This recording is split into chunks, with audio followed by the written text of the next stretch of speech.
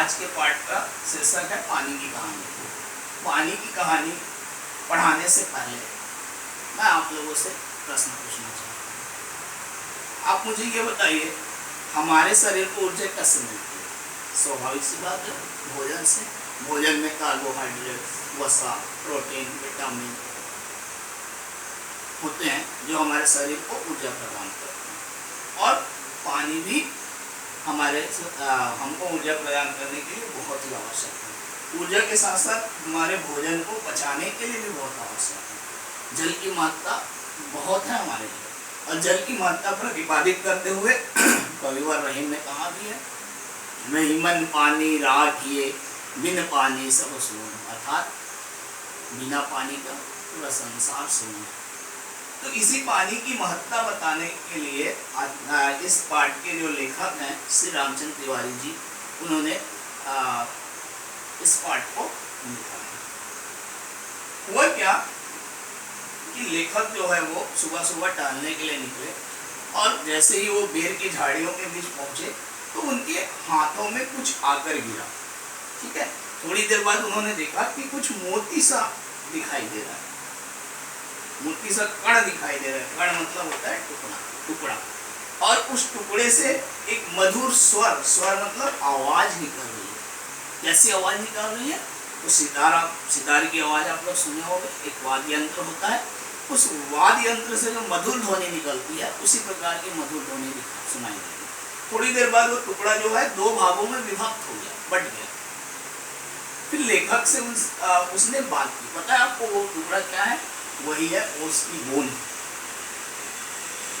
फिर ओस की बूंद लेखक से बातें करते हुए कह रही है। लेखक जब उससे पूछते हैं कि तुम यहाँ कैसे पहुंची, तुम कौन हो, तो बताती है कि मैं ओस की बूंद हूँ।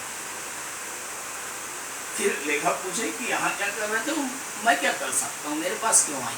तो वो बताती है ओस की बूंद कि मैं अपने आराध्य सूर्य का इंतजार कर रही हूँ।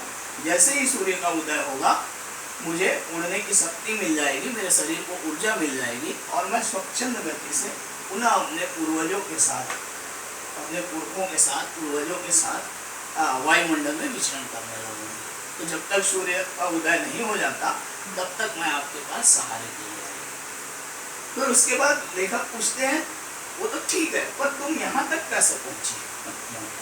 तब वो बताती है अपनी कहानी, आगे बोलती है कि होता क्या हुआ क्या कि मैं स्वच्छंद गति से अपने में खनिज तत्वों को विलेप कर घोल कर स्वच्छंद गति से पृथ्वी की धरातल पर विचरण कर रही थी। अचानक ये जो पेड़ के ऊपर गुस्सा प्रतीत करते हुए उसकी बंधु बता रही है कि अचानक जो ये पेड़ जो आप देख रहे हैं ना, ये पेड़ जितना बड़ा ऊपर है उतना ही नीचे भी है। इसके रोए जो है कठोर रोए, वो बहुत ही खतरनाक है। इन्होंने मुझे खींच लिया, और खींचने के बाद मेरे कुछ हिस्सों को नष्ट कर अवशोषित कर लिया। मैं बड़ी मुश्किल से बचती जाती इनकी तनों के माध्यम से होती हुई यहाँ पर आकर बैठ गई और इंतजार कर रही थी अपने आराध्य सूर्य का।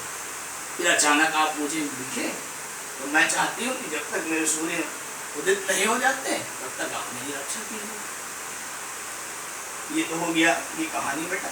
और इसके बाद मैं आपको बता रहा हूँ कि ये ओस की बूंद यहाँ तक कैसे पहुँचती है। तो देखिए, कोई भी पौधा है, पेड़ है, इसमें दो वाहिकाएं होती है, एक जाइलम और एक फ्लोएम। ये जाइलम और फ्लोएम क्या करते हैं कि जल को खींच लेते हैं, और खींचने के बाद जाइलम जो है इसे ले जा करके अपने सभी अंगों में विभक्त कर देते हैं। ठीक है, और फ्लोएम जो है भोज्य पदार्थों को पूरे पौधे के हर हिस्सों में पहुंचे। तो जाइलम और फ्लोएम के माध्यम से वो जल जो है वो यहाँ तक पहुंची, और बचते बुझाते हुए वो यहाँ पर चल गया। अब मैं ये भी बताऊंगा प्रयोग करके आपको, यह प्रयोग करना आपको सिखाऊंगा ये होता कैसे है। अब दूसरी बात, उन्होंने उसकी बूंद ने ये कहा कि सूर्य मुझे ऊर्जा प्रदान करती है। तो इसको देखने के लिए आप क्या कर सकते हैं, अभी गर्मी का मौसम है, आप छत पर जाइए, छत में आप एक बर्फ का टुकड़ा रखिए। थोड़ी देर बाद आप देखेंगे कि बर्फ जहाँ पर आपने रखा था उस जगह पर थोड़ा सा गीला हो गया। फिर थोड़ी देर बाद आप जाकर देखेंगे तो वो गीला जगह था वो भी बिल्कुल सूख गया, आपको पता ही नहीं चलेगा कि आपने बर्फ रखा कहाँ पे है। तो होता क्या है कि जल की 3 अवस्था होती है, ठोस, द्रव और गैस। ये 3 अवस्था होती है। आपने जो बर्फ रखा वो ठोस अवस्था है, फिर उसके बाद जो बर्फ पिघल गया था, कुछ गीला सा दिख रहा था, वो द्रव अवस्था है, और जब कुछ दिखाई नहीं दिया वो है गैस की अवस्था। मतलब सूर्य की प्रकाश जैसे ही उसमें पड़ी तो वो गैस बन के ऊपर उड़ गई, और इसीलिए वो सूर्य का इंतजार कर रही थी। ठीक है, अब आप ये देखिए एक इसको ये जो ओस की बूंद पत्तों तक कैसे पहुंचती है, इसके लिए मैं एक छोटा सा प्रयोग बताऊंगा जो आप घर में भी करके देख सकते हैं।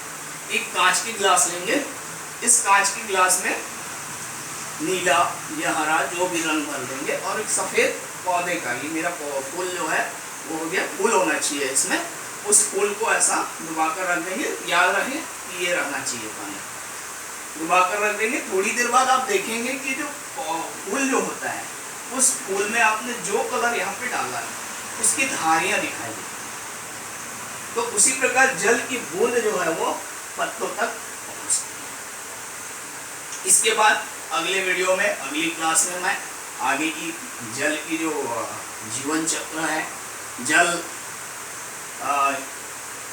का उपयोग क्या क्या है ना, जल कैसे हम तक पहुँचती है, किन किन संघर्षों के साथ पहुँची, ये सब बताऊंगा। धन्यवाद।